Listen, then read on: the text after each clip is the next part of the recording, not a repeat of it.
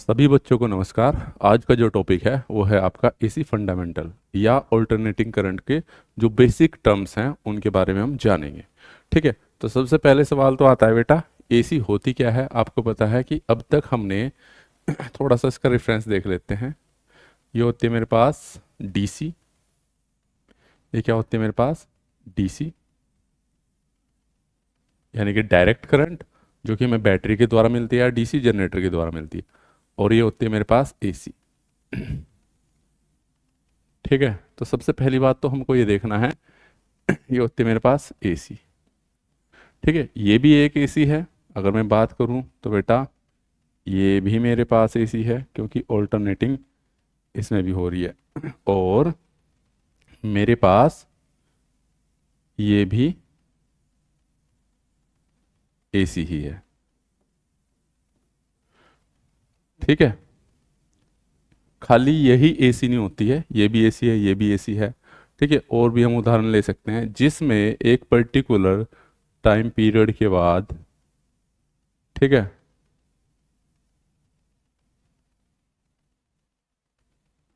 ये भी एसी ही है।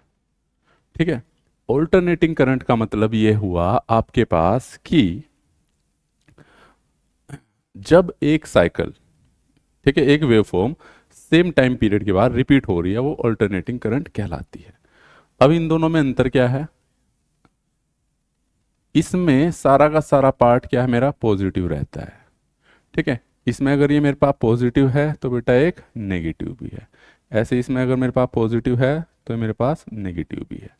ठीक है, ये भी पॉजिटिव है तो ये मेरे पास नेगेटिव है। अगर ये पॉजिटिव है तो ये मेरे पास नेगेटिव है। तो कहने का मतलब एसी वेवफॉर्म का मतलब ऐसा बिल्कुल भी नहीं होता है कि केवल साइनसोडल वेव ही होती है। ये साइनसोडल वेव है, ये साइन वेव है। ये मेरी क्या बोलते हैं, ट्रायंगुलर वेव फॉर्म है। और ये मेरी क्या बोलते हैं, इसका स्क्वायर वेव फॉर्म है। और ये मेरी अजीब टाइप की कुछ ही बोल सकते हो आप, है ना। इसको डिफाइन नहीं किया है, रैंडम एसी है बोल सकते हो। तो कहने का मतलब ये हुआ आपका कि आपकी एसी डिफरेंट डिफरेंट टाइप की हो सकती है। ठीक है, तो इसमें हमारे पास फ्रीक्वेंसी होती है, इसमें फ्रीक्वेंसी नहीं होती। इसमें फ्रीक्वेंसी क्या होती है बेटा? ज़ीरो होती है। और इसमें फ्रीक्वेंसी अवेलेबल रहती है मेरे पास। ठीक है, ये डिपेंड करता है कितने हर्ट्ज की, वो बाद में देखेंगे हम। ओके, तो अब यहाँ से सवाल बनता है आपके पास, जो हम एसी में यूज़ करते हैं वो करते हैं हम साइन वेव यूज़। देखो हमारे पास बहुत सारी एसी वेवफॉर्म है। ठीक है, ये सारी क्या है हमारे पास? एसी वेवफॉर्म है, लेकिन हम जो यूज़ करते हैं साइन वेव ही यूज़ करते हैं, साइनोसोडल वेव। साइन वेव हम इसलिए बोलते हैं क्योंकि ये साइन लॉ को फॉलो करती है। कहने का मतलब अगर मैं बात करूं कि साइन, अगर ज़ीरो की बात करता हूं तो इसकी वैल्यू ज़ीरो होती है बेटा। और साइन 30 की बात करता हूं तो मैं उसकी वैल्यू होती है आपके पास 1/2। ठीक है, और साइन 45 की बात करूं मैं तो 1/√2। और साइन 60 की बात करूं मैं तो बेटा कितनी हो जाती है? √3/2। और साइन 90 की बात करता हूँ तो मैं हो जाती है 1। तो कहने का मतलब ये 0 से 90 की तरफ बढ़ती जा रही है, तो इसका मैग्नीट्यूड भी क्या होता जा रहा है? इंक्रीज होता जा रहा है। तो अगर कायदे से बात की जाए आपके पास साइन वेव की, तो ये मेरे पास क्या है? ये साइन वेव ही है। ठीक है, तो यहाँ पे इसका मैग्नीट्यूड 0 है, फिर 30 पे कुछ और होगा, फिर यहाँ पे कुछ और होगा, 90 पे मैक्सिमम होगा, और यहाँ पे क्या होगा आपका? नेगेटिव में होगा। ठीक है, तो पहला सवाल तो ये आता है कि हमारी साइन वेव जनरेट कैसे होती है। तो सबसे पहले हम जनरेट पे बात करेंगे। साइन वेव इसको इसलिए बोलते हैं कि साइन के फैक्टर को फॉलो करती है, साइन लॉ को फॉलो करती है। ठीक है, अब सबसे पहले तो हम देखते हैं बेटा कि ये साइन वेव इसी प्रकार की जनरेट क्यों होती है। तो आपने जनरेटर पढ़ा होगा बेटा। पहली चीज़ तो साइन वेव जनरेट कैसे होती है इस टर्मिनोलॉजी को समझते हैं। एन इजकल टू, ये एन है, एस है। जब भी किसी मैग्नेटिक फील्ड में कोई हम कंडक्टर क्या कराते हैं बेटा? मूव कराते हैं या कट कराते हैं। मान लो मेरे पास ये कोई कंडक्टर है, ये इस प्रकार से इस पोजीशन में रखा हुआ है। ये जनरेटर का प्रिंसिपल है। जनरेटर हमारा साइन वेव भी तो जनरेट करता है। फिर ये भी देखेंगे हम साइन वेव ही क्यों, तो इस पोजीशन में इसके पैरेलल है, तो इसमें कोई ईएमएफ इंड्यूस नहीं हो रहा। तो सिंपल सी बात है, आपने जहां पर भी कोई कंडक्टर किसी मैग्नेटिक फील्ड को कट करता है तो उस कंडक्टर पर ईएमएफ इंड्यूस होता है, यानी कि इसके टर्मिनल पे यहाँ पे ईएमएफ इंड्यूस होता है, जिसे हम बाहर ले लेते हैं और बल्ब कनेक्ट करो, टीवी कनेक्ट करो, कुछ भी करो, वो हो जाता है। तो पैरेलल में तो कुछ नहीं कट रहा, ठीक है। अब मान लो ये कंडक्टर मेरा इस पोजिशन पे आ गया है बेटा, इस वाली पोजिशन पे आ गया है, ठीक है। तो थोड़ा कम कट करेगा, ये वाली वेव फॉर्म नहीं कट करेगा ये, ठीक है। तो यानी कि यहाँ से जो साइन वेव जितना ये कट कर रहा है इतना इतना ही इसमें ईएमएफ इंड्यूस होगा, ठीक है। अब मान लो ये इस पोजीशन पे आ गया, तो देखो मैक्सिमम फ्लक्स इसको कट कर रहा है, तो इस पे मैक्सिमम ईएमएफ इंड्यूस होगा, यानी कि इस वाली पोजीशन की बात कर रहा है। किसकी? इस वाली पोजीशन की। फिर ये घट के वापस इसी पोजीशन पे आ जाएगा यहाँ पे। जब ये इस पोजीशन पे आ जाएगा तो थोड़ा फ्लक्स कम कट करेगा, तो ये यहाँ पे आ जाएगा, ठीक है। फिर जब ये इस पोजीशन पे पूरा इसके पैरेलल आ जाएगा तो घूम के वापस जीरो पे आ जाएगा, क्योंकि जब इस पोजीशन पे आ जाएगा कोई फ्लक्स इसको कट नहीं करेगा, फ्लक्स के क्या हो जाएगा? पैरेलल हो जाएगा। फिर ये यहाँ से जब नीचे घूमेगा, यानी कि नीचे वाली डायरेक्शन में इसी पोजीशन में आएगा, तो ये क्या हो जाएगा बेटा? नीचे की तरफ आएगा। अब आपके दिमाग में आ रहा होगा कि सर वेव फॉर्म यहाँ से ऊपर क्यों नहीं गई? तो बेटा जब ये घूम के नीचे आएगा तो इसमें करंट की डायरेक्शन उल्टी हो जाएगी। यहाँ से फ्लक्स कट कर रहा था, ठीक है, यहाँ पे फ्लक्स कट कर रहा था, तो ये इसमें ईएमएफ की डायरेक्शन मान लो ऊपर थी फिलहाल, ये हम किससे? फ्लेमिंग के राइट हैंड रूल से भी निकाल सकते हैं डीसी जनरेट में। लेकिन अब ये नीचे आ गया, नीचे वाले पोर्शन में अब करंट की डायरेक्शन उल्टी हो जाती है, तो ये बेटा नीचे की तरफ जाता है। फिर यही प्रोसेस हमारी चलती रहती है, ये फिर से पैरेलल। तो यानी कि जब ये इसका पूरा एक चक्कर काट लेता है, पूरा एक चक्कर काट लेता है घूम के, तो ये एक वेव जनरेट करता है, ठीक है। तो यही कारण है कि हमारा जो ऑल्टरनेटर होता है वो क्या जनरेट करता है? एसी जनरेट करता है। और एसी की कौन सी वेव? साइन वेव जनरेट करता है। क्लियर है? पहले तो चीज हो गई ये, ठीक है। तो इससे पता चला होगा आपकी कि ये क्यों जनरेट हुआ आपके पास साइन वेव, ठीक है। अब दूसरा सवाल आता है इसके पास कि साइन वेव ही क्यों? भाई हमारे पास, ठीक है, हमारे पास बहुत सारी वेव फॉर्म है, AC wave form, square wave भी है, ट्रायंगुलर वेव भी है, साइन वेव भी है। तो साइन वेव का जो मोस्ट ऑफ द यूज है, तो एक तो सिंपल सी बात है, यह है नेचर में पाई जाती है, नेचुरल है, में पाई जाती है। नेचर में कैसे? जैसे पानी पे पत्थर मार रहे हो, साइन वेव है, हवाएं चल रही हो, उसी वेव फॉर्म में चलती है, ठीक है। रस्सी को यूं तरंग में उछाल रहे हो तो उसमें भी साइन वेव जनरेट होती है। दूसरा जो कारण है, नेचुरल है। दूसरा जो कारण है कि साइन वेव में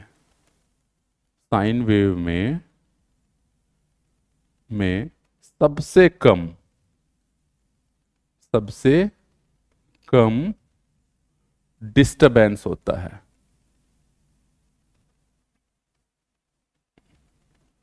डिस्टरबेंस होता है। अब देख रहे होंगे कि सर कैसे? सवाल उठता है कि कैसे। आप बेटा अपने हाथ से अच्छे अच्छे नोट्स बनाना, कोई पॉइंट्स मैं बोलता हूं लिखवा नहीं पाता तो उसको भी नोट डाउन कर लेना आप लोग।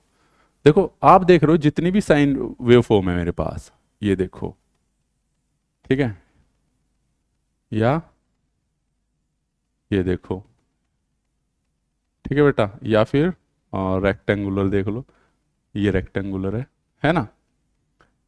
इनमें देखने की बात है आपके पास, और ये आ जाती है मेरे पास साइन वेव।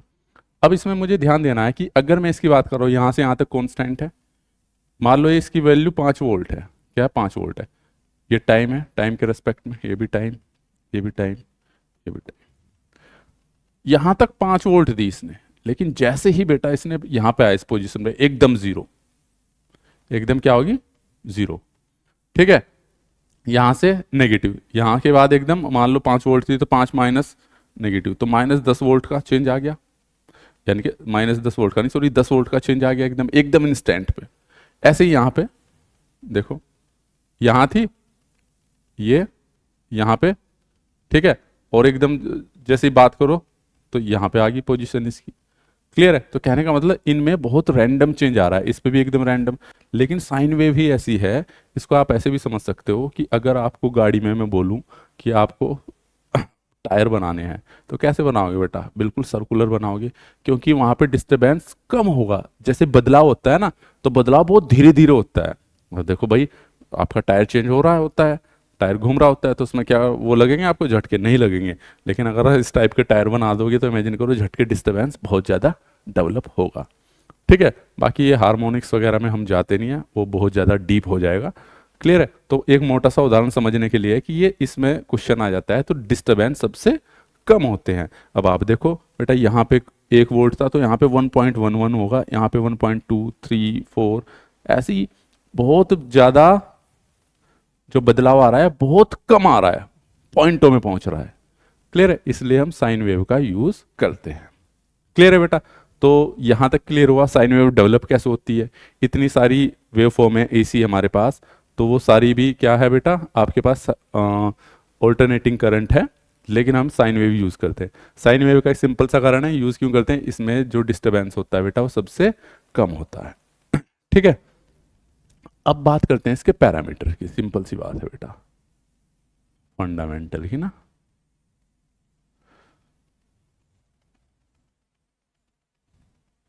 ये मेरे पास साइन वेव है, सिंपल सी बात है। तो देखो बेटा, ये क्या है मेरे पास, ये जनरेट कैसे हुई मेरे पास, यहां से। ये तो समझ में आ गया, जब एक पूरा चक्कर काटा इसने, है ना, कंडक्टर ने एक पूरा चक्कर काटने पे, एक यानी कि एक पूरा चक्कर काटने पे ये मेरे पास पाई होता है, और ये 2 पाई होता है, ये 3 पाई हो जाएगा। ठीक है, और इसको हम ओमेगा टी बोल देते हैं। ओमेगा टी, या फिर ओमेगा टी क्या है बेसिकली, ये बेटा मेरे पास सिंपल सी बात है, ओमेगा होता है एंगुलर वेलोसिटी, आगे बात करेंगे अभी इसके बारे में। ठीक है, तो इसको क्या बोल दिया हमने, ये क्या है मेरे पास, साइन वेव है। ठीक है, अगर मैं इसकी बात करूं, ये मेरे पास इसकी पीक वैल्यू क्या है, पीक वैल्यू, जिसको हिंदी में बोलते हैं आप अधिकतम मान, अधिकतम मान। ठीक है बेटा, तो साइन वेव की, ठीक है, और यहां से यहां तक जो कंप्लीट हुआ है, इसको बोलते हैं हम एक साइकिल।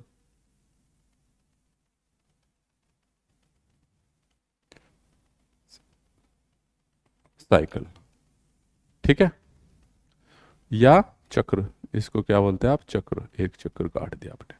ठीक है बेटा, अब जो इसकी मैग्नीट्यूड है, इसको किससे रिप्रेजेंट करते हैं हम, आई इजकल टू होता है मेरे पास I m sine omega T, या और I is equal to I m sine theta, क्योंकि ओमेगा टी इजकल टू क्या होता है, थीटा। अभी बात करेंगे omega t is equal to theta भी हम क्यों ले रहे हैं। ठीक है, या ये करंट की वेव फॉर्म में है, या वी की वेव फॉर्म में बात करें तो ये हो जाएगा V M sine omega T, या और V is equal to V M sine theta. ये वोल्टेज के लिए है, ये क्या है, करंट के लिए है, और ये किसके लिए बेटा मेरे पास, वोल्टेज के लिए। ठीक है, अब बात करते हैं इनके पैरामीटर से, जैसे आई क्या है, आई एम क्या है, ओमेगा टी क्या है, वी एम क्या है। ठीक है, तो अगर मैं आई की बात करता हूं, जो स्मॉल आई है, ठीक है, ये क्या है मेरे पास, इंस्टेंटेनियस वैल्यू,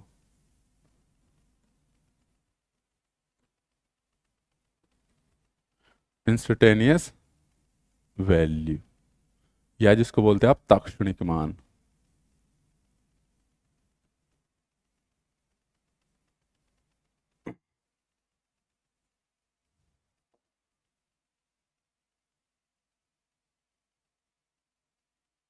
तात्क्षणिक मान, ठीक है बेटा, लिखने में अगर क्या बोलते हैं दिक्कत होगी तो इसको वो मत समझ लेना, शब्दों पे ध्यान देना, क्योंकि यहाँ पे आपका पेपर हिंदी का तो होने का नहीं, इंजीनियरिंग का होने वाला है। कहने का मतलब टर्मोलॉजी समझ लेना, है ना, हिंदी में लिखने की इतनी आदत नहीं है। इंस्टेंटेनियस वैल्यू हो गई बेटा ये। ठीक है, अब इंस्टेंटेनियस वैल्यू पे भी बात करेंगे, ये है क्या इंस्टेंटेनियस वैल्यू, बेसिकली ये आपके पास साइन वेव है, तो इसमें मैं यहाँ की वैल्यू पूछ लूँ इंस्टेंटेनियस, कहीं किसी भी टाइम किसी भी क्षण, यहाँ की पूछ लूँ, यहाँ की पूछ लूँ, यहाँ की पूछ लूँ, यहाँ की पूछ लूँ, या यहाँ की पूछ लूँ, न्यूमेरिकल भी करके देखेंगे अभी। ठीक है। और जो आपके पास आई एम है, दूसरा क्या है, आई एम। आई एम क्या हो गया बेटा मेरे पास, मैक्सिमम वैल्यू, मैक्सिमम वैल्यू। ठीक है, जिसको बोलते हैं आप अधिकतम मान, अधिकतम मान किसी भी साइन वेव का। ये क्या होता है बेटा मेरे पास, यहाँ पे जो पीक वैल्यू होता है, ये भी मेरी पीक वैल्यू, ये क्या है मैक्सिमम, और ये भी क्या है मेरे पास मैक्सिमम। ओके। जो ओमेगा है, ओमेगा है मेरे पास एंगुलर वेलोसिटी। ठीक है, एंगुलर वेलोसिटी। ठीक है। अब एंगुलर वेलोसिटी है क्या, देखो बेटा, ये घूम रहा था, मान लो मेरा कंडक्टर यहां से यहां घूमा, कितना, ये घूमा, वेलोसिटी। अब ये कुछ टाइम में कुछ तो डिस्टेंस चला होगा, कुछ टाइम में कुछ तो डिस्टेंस चला होगा इसमें। ठीक है, ये तो सर्कुलर है बेटा, तो सर्कुलर में तो हम क्या नापते हैं, रेडियन में नापते हैं। ठीक है, रेडियन में नापते हैं ना। तो मान लो ओमेगा इजकल टू, अगर मैं बात करूं इस पूरे चक्कर की डिस्टेंस कितनी हुई, पूरे चक्कर घूमने को क्या 2 पाई बोलते हैं हम। ठीक है, और पूरी परिधि निकाल लो, 2 पाई आर निकालते हैं, आर स्टैंड फॉर वैसे रेडियन ही होता है। ठीक है, तो ये कितना चला बेटा, मान लो 2 पाई चला मेरे पास, 2 पाई चला, और यहां से यहां तक चलने में इसने मान लो टी टाइम लिया, क्या लिया है, टी, आवर्तकाल, एक साइकिल को कंप्लीट करने में। तो यहां से आ गया 2 पाई टी, ये क्या हो गया मेरे पास, इसको बोलते हैं रेडियन और इसको बोलते हैं सेकेंड। तो एंगुलर वेलोसिटी की यूनिट क्या होगी, रेडियन पर सेकेंड, या ओमेगा करके मैं इजकल टू, मुझे पता टी इजकल टू क्या होता है बेटा मेरे पास 1/f होता है, या f इजकल टू 1/t होता है। तो 2 पाई, इसको 1/के f रखोगे तो f नीचे, तो ओमेगा इजकल टू आ जाता है 2 पाई f। ये चीज़ समझ में आया, ये यहीं से आता है, omega is equal to 2 pi f भी होता है एंगुलर वेलोसिटी। यानी कि आप यहाँ से भी निकाल सकते हो फ्रीक्वेंसी, अगर गिवन है तो आपको यहाँ से डायरेक्ट निकाल सकते हो आप। क्लियर है। ठीक है। अब आई हो गया इंस्टेंटेनियस वैल्यू हो गया, ओमेगा एंगुलर वेलोसिटी हो गया। ठीक है, ओमेगा इजकल टू देखो बेटा थीटा, एक चीज थी मेरे पास ओमेगा टी, और इस टी में क्या डिफरेंस है। तो बेटा जो टी होता है ना, ये कैपिटल टी, इस पे आ जाते हैं। जो कैपिटल टी होता है वो होता है मेरा आवर्तकाल, और ये टी होता है, ये तो एक, इस वाले टी को बोलते हैं एक साइकिल को कंप्लीट करने में लगा समय। आगे बात करेंगे इसमें ना। ठीक है, दोनों में डिफरेंस भी कर लेंगे। टी, मान लो बेटा ये, मान लो इसे कंप्लीट करने में 5 सेकंड लग रहे, लेकिन मैंने बोला 5 सेकंड तो चला ही नहीं भाई, वो 1 सेकंड चला रहे, इस सेकंड में यहाँ चला। तो यानी कि स्मॉल टी मेरा उस टाइम को डिफाइन करता है कि जितनी देर ये चला, पूरे सर्किल की बात नहीं करता वो, केवल जितनी देर चला, हो सकता है 1 सेकंड चला, हो सकता है 2 सेकंड चला। तो यहां से यहां तक भाई किसकी, इसकी सेम एज इट इज ऐसे है कि आपके पास जैसे कि कोई गाड़ी 20 किलोमीटर पर आवर की स्पीड से चल रही, तो भाई 1 घंटे में 20 किलोमीटर आवर चल रही है वो, तो वाला 2 घंटे चली तो 40 चल जाएगी। तो कहने का मतलब ये टी वो टाइम है कि कितनी देर चला, कितनी देर हम कैलकुलेशन कर रहे हैं। तो यहां से बेटा ये यहां तक चला टी सेकंड, कितना टी सेकंड। तो टोटल डिस्टेंस कितनी चल गया, ओमेगा की उससे चला टी। तो यहां से हम किसको नापते हैं, इसको सर्कुलर में एंगुलर वेलोसिटी हम एंगल में नापते हैं, थीटा। तो क्या ओमेगा टी इजकल टू में थीटा लिख सकता हूँ, हाँ जी सर लिख सकते हो। तो इसलिए मैंने पीछे भी लिखवाया है कि ओमेगा टी इजकल टू क्या है बेटा, थीटा। ये तो कॉन्सेप्ट समझ में आया कि या तो मैं ओमेगा टी लिख दूं या थीटा लिख दूं, बात एक ही है। ठीक है, तो उम्मीद करता हूं ये चीज समझ में आई होगी। अब इसकी और टर्मिनोलॉजी पे बात करते हैं, ये हो गया आपके पास। तो अब बात करते हैं इसकी साइन वेव की फ्रीक्वेंसी पे। ठीक है, टी हो गया, पहले इसकी एंगुलर वेलोसिटी हो गया। ठीक है, अब बात करते हैं टी की, जिसको बोलते हैं आप टाइम पीरियड। ठीक है, ओके। या इसको बोलते हैं आवर्तकाल, हिंदी में बात की जाए तो आवर्तकाल। काल। अब बेटा ये होता क्या है, सिंपल सी बात है। आवर्तकाल क्या होता है, ये साइन वेव है मेरे पास। एक साइकिल को, मैं डेफिनेशन लिख देता हूं, एक साइकिल को या एक चक्र को, ठीक है, को कंप्लीट करने में, पूरा करने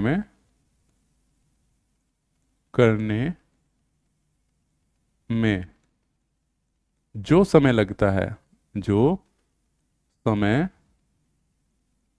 लगता है उसे क्या, टाइम पीरियड कहते हैं। ठीक है, और इसकी यूनिट क्या होती है बेटा, टाइम को किस में नापते हैं, इसकी यूनिट सेकंड, सेकंड होती है। क्लियर है? तो बेटा देखो, ये मेरे पास साइन वेव है। अब सिंपल सी बात है, एक चीज़ ध्यान देने की है, मैं बार बार रिपीट करके इसलिए बता रहा हूँ कि भाई कोई कंडक्टर है मेरे पास, ये मान लो कंडक्टर है, सर्कुलर तो इसलिए क्योंकि पूरा कंप्लीट पार्स ले रहे हैं। ठीक है, ये घूम के यहाँ से यहाँ आ गया, तो एक साइकिल ये, यानी कि यहाँ से लेके इसने यहाँ तक की वोल्टेज बना दी, ये इतनी। तो यहाँ से यहाँ तक पहुँचने में जो इसे टाइम लगा उसे बोल देते हैं हम टाइम पीरियड, टी। ठीक है, यानी कि जब एक चक्कर काटेगा तो टी, फिर यहां से अगला चक्कर चालू हो जाएगा। तो एक साइकिल को याद रखना, केवल एक साइकिल की बात कर रहा है, कभी ज्यादा की समझ लो आप। एक साइकिल को कंप्लीट करने में, यानी कि यहां से यहां तक, उसे टाइम पीरियड बोलते हैं टी, ध्यान रखना। अब आ जाता है, ये हो गया। दूसरा आता है मेरे पास फ्रीक्वेंसी, जिसको बोलते हैं आप आवृत्ति।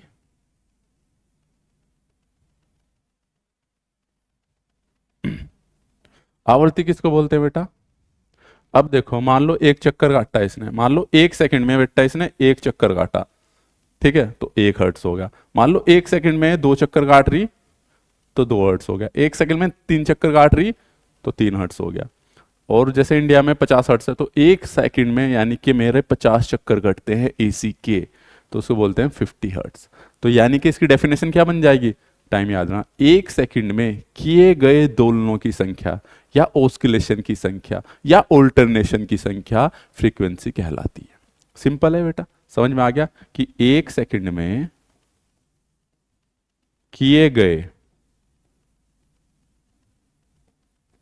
ठीक है, दोलनों या ऑस्किलेशन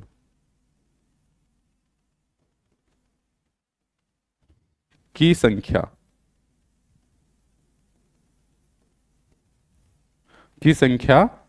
ठीक है, फ्रीक्वेंसी कहलाती है। ठीक है बेटा, अब देखो फ्रीक्वेंसी हम बता दें आपके पास, अगर पूछा जाए, सिंपल सी बात है, इंडिया में दैट मीन्स जैसे बोलते हैं ना 50 हर्ट्स है, तो दैट मीन्स बेटा, ठीक है, मान लो यहां से यहां तक पहुंचने में 1 सेकंड लग रहा है, तो मैं यहां से क्या निकाल लूंगा, एक फ्रीक्वेंसी और ही, दूसरी एरी, तीसरी एरी, चौथी एरी, पांचवी एरी, तो इसमें 5 साइकिल कंप्लीट हो रहे हैं, तो इसकी फ्रीक्वेंसी कितनी होगी, 5 हर्ट्स। कितनी होगी बेटा, 5 हर्ट्स। और इसका मतलब क्या हुआ, यानी कि ये जो मेरा कंडक्टर था, ये 1 सेकंड में 5 चक्कर काट दे रहा है। क्लियर है, तभी ये 5 साइकिल जनरेट हो रही है, तो 5 हर्ट्स है। तो ऐसी ऐसी इंडिया में कितनी हर्ट्स यूज होती है, इंडिया में, साथ साथ लिख लो, इंडिया में 50 हर्ट्स यूज होती है, 50 हर्ट्स, 50 हर्ट्स यूज यूज होती है। ठीक है बेटा, अमेरिका में या यूरोप में 60 हर्ट्स यूज होती है। ठीक है, एक अगला पॉइंट बेटा ये भी आ जाता है कि आपसे ये क्वेश्चन पूछ लिया जाता है कि अगर 50 हर्ट्स होती है तो 1 सेकंड में हमारा बल्ब कितनी बार जलता बुझता है। तो मैं बता दूं, 1 सेकंड में 2 बार साइकिल जीरो पहुंच रही है। ठीक है, एक ये और दूसरी ये, दूसरी तो उसी में इंक्लूड हो जाती है, एक साइकिल में 2 बार जीरो पहुंचती है, एक ये और एक ये। ठीक है, क्लियर है। तो कहने का मतलब ये है कि 100 बार मेरा बल्ब, आपकी देखो, देखा जाए तो आपका जो बल्ब होता है 100 बार जलता बुझता है, लेकिन ये आपकी आंखों को पता नहीं चलता, क्योंकि आपकी आंख की फ्रीक्वेंसी उसको पकड़ नहीं पाती। आपके पलक झपकने से भी कम टाइम में, ठीक है, बल्ब जलता बुझता है। 50 हर्ट्स है, तो दैट मीन समझ रहे हो आप, 50 हर्ट्स का मतलब हो गया कि आपके पास बेटा टाइम पीरियड निकाल दोगे एक साइकिल का 1/50, दैट मीन्स पॉइंट लगा के जीरो लगाया, फिर एक जीरो जीरो, 5.02 सेकेंड, यानी कि आपका जो बल्ब है 0.02 सेकेंड के में क्या होता है, आपका जलता बुझता है। 0.02 का भी आधा कर दो आप, क्योंकि ये तो यहाँ पे हो रहा है 0.02 सेकेंड, तो 0.02 सेकेंड तो बेटा यहाँ हो रहा है आपके पास, तो इससे भी आधा कर दो तो 0.01 सेकेंड टाइम, हर 0.01 सेकेंड के बाद आपका बल्ब जलता और बुझता है, मतलब बुझने के इंस्टेंट के बाद एकदम जलेगा भी तो, ठीक है, लेकिन आपकी आंखें उसको देख नहीं पाते, क्योंकि हम जब आंख बंद करते हैं, आंख बंद करने का भी टाइम उसके बुझने के टाइम से बहुत ज्यादा है ना, पलक झपकने से भी कम। क्लियर है बेटा, तो इसलिए हमारी आंखें उसको पकड़ ही नहीं पाती। क्लियर है, ठीक है। तो यानी कि इसमें बोल दो कि, एक अगली लाइन लिख ले रहा हूं मैं कि बल्ब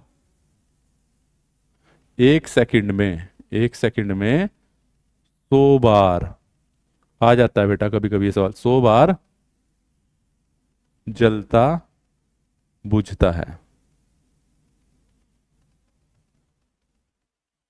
ठीक है, और टाइम पूछे तो हर 0.01 सेकेंड के बाद वो अपनी स्टेट बदलता है। क्लियर है बेटा। अच्छा, आप पूछ रहे होंगे अमेरिका में एक सेकंड में, हाँ भाई अमेरिका में 120 बार, है ना, अमेरिका में 60 हर्ट्स की यूज होती है ना। उसके पीछे का एक ऐतिहासिक कारण है, क्योंकि अमेरिका की जो वोल्टेज थी बेटा वो 110 वोल्ट पे ऑपरेट होती थी। तो साइंटिस्टों ने पाया गया कि 110 वोल्ट की वोल्टेज पे अगर हमें बल्ब को अच्छा जलाना है तो 60 हर्ट्ज की फ्रीक्वेंसी यूज करनी पड़ेगी। हमारे यहाँ 220 वोल्ट यूज होती है, तो 220 वोल्ट की वोल्टेज पे 50 हर्ट्ज में काम चल जाता है, बट 160 वोल्ट पे बल्ब की जो आउटपुट है इतनी अच्छी नहीं आती। तो इसलिए वहाँ पे क्या है, एक वो क्या बोलते हैं 60 हर्ट्ज यूज की जाती है, क्योंकि वहाँ वोल्टेज सप्लाई भी 110 वोल्ट थी। 110 वोल्ट का भी कारण ये है बेटा वहाँ पे कि 110 वोल्ट इसलिए थी क्योंकि सबसे पहले जो बिजली का इन्वेंशन हुआ था एडिशन के द्वारा, वो क्या बोलते हैं एडिसन ने किया था, वो डीसी सप्लाई करते थे सेंड, तो 110 वोल्ट ही सेंड करते थे। तो जब उन्होंने 110 वोल्ट सेंड करनी चालू की, लोगों का घर में जो इतने भी बल्ब, टीवी, टीवी तो उस वक्त इन्वेंट नहीं हुए थे, बल्ब वगैरह और जो भी इक्विपमेंट हम डीसी पे चलाते थे वो 110 वोल्ट पे ऑपरेटेड होते थे। तो अगर वो उसको सिस्टम को बदलते तो पूरा सिस्टम आपका अमेरिका में 110 वोल्ट पे ही फैल गया था। तो अगर वो कहते कि हाँ भाई अब 220 वाला वोल्ट लाओ, सिस्टम लगाओ, तो पूरा सिस्टम बदलना पड़ता, तो बहुत कॉस्टली हो जाता। तो इस वजह से आज भी अमेरिका में 110 वोल्ट और 60 हर्ट्स यूज होती है, अमेरिका में 50 हर्ट्स यूज होती है। क्लियर है बेटा। तो ये पॉइंट्स थे इंपॉर्टेंट जो यहाँ से बन जाते हैं बेटा। तो क्या क्या चीज़ हो गई हमारी, फ्रीक्वेंसी हो गई, हाँ ठीक है, फ्रीक्वेंसी हो गया, टाइम पीरियड हो गया, एंगुलर वेलोसिटी हो गया। उम्मीद करता हूँ मैं ये चीज़ें आपको समझ में आई होगी। फ्रीक्वेंसी का मतलब क्या है, तो जब भी हम फ्रीक्वेंसी की बात करेंगे समझ लेना वहाँ पे वेव इतनी उससे जा रही है। ठीक है, जो इंपॉर्टेंट पॉइंट थे, इंडिया में 50 हर्ट्स होती है, अमेरिका में 60 हर्ट्स यूज होती है। ठीक है बेटा, चलिए, तो अब हो गया आवर्तकाल। अब बात करते हैं इसकी एग्जाम्पल पे। ठीक है, एग्जाम्पल लेके चलते हैं। ठीक है, उदाहरण, बिल्कुल कोर्स बिल्कुल प्यार से चलेगा और एक एक कॉन्सेप्ट क्लियर होके चलेगा। ठीक है, तो एक भी डाउट ऐसा नहीं रहेगा जो आपको कंफ्यूज करे। और अगर होता है बेटा तो फ़ोन नंबर वगैरह गिवन है, आप उस पर कॉल करके पता कर सकते हो। ठीक है, तो अब इस पे सवाल क्या आता है बेटा, उसने बोला कि उदाहरण लेते हैं पहला। ठीक है, कि यदि यदि आई इजकल टू, ये है मेरे पास 100 साइन 314 टी सप्लाई। ठीक है बेटा, हम इसी से रिप्रेजेंट करते हैं सप्लाई को। ठीक है, ये करंट की है या वोल्टेज, सप्लाई किसी लोड को दी जाती है तो उसकी फ्रीक्वेंसी बताइए। अब देखो बेटा, फ्रीक्वेंसी बताइए, ठीक है, टाइम पीरियड बताइए। ठीक है, इसी उसमें मैं काफ़ी सारे क्वेश्चन कवर करूंगा, वो क्या क्या पूछ सकता है इसी एक उदाहरण में। ठीक है, और इसकी वेव फॉर्म भी हम बनाएंगे साथ ही साथ। तो उसने क्या दिया है, देखो बेटा, उसने दिया है, गिवन है, जो आपको गिवन है या दिया है, आई इजकल टू दिया है उसने, आई एम साइन ओमेगा टी। तो मैंने क्या पढ़ा है, आई इजकल टू, सॉरी ये तो गिवन नहीं है, एक्चुअली गिवन क्या है हम ऊपर लिख लेते हैं, I is equal to 100 sine omega 314 t, 314 t बेटा। ठीक है, ये क्या है आपके पास, गिवन है, ये क्या है आपको गिवन है। और हम जानते हैं, हम क्या जानते हैं बेटा, हम जानते हैं जो हमने पढ़ा है, जानते हैं I is equal to I m sine omega t. तो यहाँ से क्या है, अगर मैक्सिमम वैल्यू है, आई एम इजकल टू क्या है 100 वोल्ट, तो अगर आपसे पीक वैल्यू पूछता है तो ये आ जाएगी। ठीक है, अब यहाँ से देखना, ओमेगा इजकल टू क्या है बेटा आपके पास 314 है, टी से तो टी कैंसिल हो जाएगा, ओमेगा टी रखोगे तो। उसने आपसे फ्रीक्वेंसी पूछी है, क्या पूछी उसने, फ्रीक्वेंसी। तो काफ़ी सारी चीज़ पूछ सकता था, फ्रीक्वेंसी पूछ लेता, टाइम पूछ लेता, मैक्सिमम वैल्यू पूछ लेता, मैक्सिमम वैल्यू बताइए, तो आप क्या है ये यहीं से बता देते, मैक्सिमम वैल्यू तो ये आ गई। तो इसी में हम बढ़ते चलेंगे। तो ओमेगा इजकल टू हमने फ्रीक्वेंसी चाहिए, तो मैंने क्या पढ़ा, omega is equal to 2 pi F, और ये क्या हो गया मेरे पास 314, है ना। ओमेगा को मैं 2 पाई एफ पहले पढ़ा, ये लिख सकते हैं हम। ठीक है, तो भाई हमें तो फ्रीक्वेंसी चाहिए ना, तो एफ इजकल टू कितना हो गया बेटा मेरे पास 314, 2 × 3.14 पाई की वैल्यू, इससे से काटोगे तो 100 आएगा, और एफ इजकल टू आ जाएगा 50 हर्ट्स। तो यानी कि 50 हर्ट्स की इसमें जो सप्लाई है मेरे पास, इसमें 50 हर्ट्स है फ्रीक्वेंसी। क्लियर है बेटा, 50 हर्ट्स की क्या है बेटा आपके पास फ्रीक्वेंसी है। एक सेकंड यार, ठीक है, 50 हर्ट्स की फ्रीक्वेंसी हो गई। अब उसने बोला कि साथ में मैं टाइम पीरियड भी निकाल दूं, एफ आ गया ना, तो मेरे पास टाइम पीरियड या आवर्तकाल जिसको बोलते हो आप, आवर्त काल। तो t इजकल टू क्या होता है 1 के एफ, तो t इजकल टू बेटा 1/50, दैट मीन्स वही आ जाएगा 0.0002 सेकेंड। ठीक है, ये क्या आ गया आवर्तकाल। तो कहने का मतलब ये आ गया। अब देखो बेटा, इसकी साइन वेव अगर मैं बनाऊं, कैसे ड्रॉ कर सकता हूं मैं एक साइकिल को, ओमेगा टी, अगर मैं यहाँ पे रिप्रेजेंट करूँ तो ये हो जाएगा मेरे पास क्या 100 वोल्ट, है ना, और यहाँ पे ये हो जाएगा मेरे पास 100 वोल्ट, ये नेगेटिव में, ये पॉजिटिव में। क्लियर है, ये पाई, ये 2 पाई, ये 3 पाई, ये 4 पाई। ठीक है, और मैं अगर यहाँ तक के बाद की बात करूँ इसका टाइम पीरियड, तो कितना है बेटा मेरे पास 0.02 सेकेंड। यानी कि इसके एक चक्कर काटने में ना, ये यहाँ से लेके यहाँ तक, कोई ऑल्टरनेटर में मैग्नेटिक फील्ड में अगर ये कंडक्टर पूरा घूम रहा है ऐसे, तो ये 0.02 सेकेंड ले रहा है। तो इसकी वेव फॉर्म भी ड्रॉ कर ली हमने। और क्या क्या चीज़ें कर सकते हैं हम बेटा इसमें, अब देखो, वो आपसे बहुत सी बार पता है क्या पूछता है इसी सवाल में। ठीक है, वो पूछ लेता है बेटा ये 100 वोल्ट है, ठीक है, वो पूछेगा आपसे कि बेटा 100 वोल्ट तक पहुंचने में कितना टाइम लगा। ठीक है, कि जब मेरे पास पॉजिटिव 100 वोल्ट आई, यानी कि भाई ये तो इसने ये 0.02 सेकंड कहाँ तक का टाइम टाइम निकाला, यहाँ से लेके यहाँ तक का, है ना। लेकिन कायदे से देखा जाए तो सिंपल सी बात है, वो आपसे क्या पूछ सकता है, वो पूछ सकता है कि 100 वोल्ट तक पहुंचने में, ये पाई है तो बेटा ये पाई/2 होता है 90 डिग्री, ठीक है। तो यानी कि उसने बोला कि भाई यहां से यहां तक का टाइम बता दो मुझे, दैट मीन्स इसकी बात करें तो वो इतने घूमने तक का, कि यहाँ से यहाँ तक पहुँचना है टाइम बता दो। वैसे तो आपको पता है, सिंपल सी बात है, यहाँ से भी निकाल सकते हो आप, ठीक है, कि भाई यहाँ से यहाँ तक, देखो दो तरीके इसके निकालने के बेटा। मुझे पता कि यहाँ से यहाँ तक 0.02 सेकंड लगा है, आधे में तो सिंपल सी बात है आधा लगा होगा, और इसके आधे में भी यहाँ यहाँ पे कितना आया आपके पास, निकालने तरीके बता रहा हूँ मैं, अगर कुछ कंफ्यूज हो जाओ इक्वेशन में ना, यहाँ तो 0.01 आ गया बेटा, है ना, यहाँ तक पहुँचने में, और यहाँ तक पहुँचने में उसका भी आधा हो जाएगा, तो 0.01 डिवाइड बाई 2 कर दो, दैट मीन्स कितना आ जाएगा आपके पास, कितना टाइम आ जाएगा।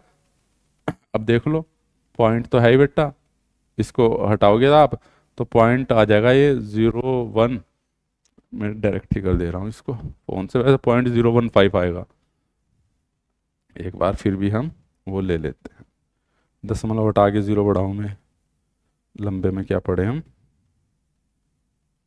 0.01 डिवाइड बाई 2, ठीक है, हाँ, तो इसका भी आधा हो जाएगा 0.005 सेकेंड, यानी कि ये केवल इतने टाइम की बात कर रहा है, इतने की, यहाँ से यहाँ तक, ठीक है। अब देखो इसी वेव फॉर्म को हम ड्रॉ करते हैं आगे, क्योंकि इस पे न्यूमेरिकल आते रहते हैं बेटा, ये थोड़ा छोटा हो गया था तो हम थोड़ी बड़ी ड्रॉ कर ले रहे हैं, 1 सेकेंड, है ना। तो यहाँ से यहाँ तक का आया था मेरे पास 0.02 सेकेंड, यहाँ तक का आया था मेरे पास 0.01 सेकेंड, ठीक है, और यहाँ तक का 0.01 को आधा करोगे तो 0.05 सेकेंड क्वार्टरली, है ना, यहाँ तक का 0.05, तो सिंपल सी बात है, क्लियर है। तो अब देखो बेटा और भी बहुत तरीके हैं, मुझे पता है एक चौथाई पार्ट है ना इसका, 0.005 है बेटा, ये 0.005, 0.005 कर लेते हैं इसको, है ना। वैसे इसका एक और तरीका था, 0.02 तो था ही, एक चौथाई पार्ट है, 4 से डिवाइड कर देते तुम, 1/4 से, है ना। तो देख लो 4 पंजे 20, 0.005 ही आता, ठीक है। तो तरीके तो बहुत हैं, ठीक है, या इससे भी निकाल सकते थे आप, I=2, ठीक है, यहाँ पे मुझे पता है, लेकिन यहाँ तक का ना फिर आपको मैग्नीट्यूड निकालना पड़ता है बेटा, ये कितना 45 डिग्री पे, ठीक है, इंस्टेंटेनियस वैल्यू निकालनी पड़ती, देन निकालना पड़ता, तो मैं यहीं से बता रहा हूँ आप लोगों को, ठीक है। तो अब देखो उसने बोला बेटा आपसे, देखो ये है प्लस के, कितना था हमारे पास, ये 100 था ना, ठीक है, 100 लिया था ना हमने इक्वेशन में, और 100 था, ठीक है, ओके, ठीक है। फिर ये माइनस के 100, ये माइनस के 100, और सवाल पता क्या पूछता है आपसे, वो पूछ लेता है कि -100 वोल्ट तक पहुंचने में लगा समय बताइए, समय बताइए। तो आपको पता चल गया 0.01 सेकेंड यहाँ चल रहा, और 0.05 इसमें भी तो 0.05 ही लगेगा, 0.005, ठीक है, तो ऐड कर दो 0.001, सॉरी 0.01 और प्लस के 0.005, दैट मीन्स 0.015 सेकेंड, इतने सेकेंड लगेगा, क्लियर है। तो वो आपसे बेटा किसी भी रेफरेंस में पूछेगा कि कहां से कितना टाइम लग रहा है, क्लियर है, ठीक है बेटा। तो ये हो गया आपके पास, उम्मीद करता हूं ये कॉन्सेप्ट आपको समझ में आया होगा। तो यहां पे हमने क्या क्या चीजें देखी बेटा, टाइम पीरियड हो गया, फ्रीक्वेंसी हो गई, ठीक है, इंस्टेंटेनियस वैल्यू हो गई, ठीक है। अभी और इंस्टेंटेनियस वैल्यू का उदाहरण भी देखते हैं जो जिस टाइप के आते हैं, ठीक है। अब देखते हैं नया उदाहरण दूसरा, उदाहरण एक और देखते हैं। ठीक है, यदि किसी सप्लाई की मैक्सिमम वोल्टेज क्या है, 200 वोल्ट है, लो 200 ले लेते हैं,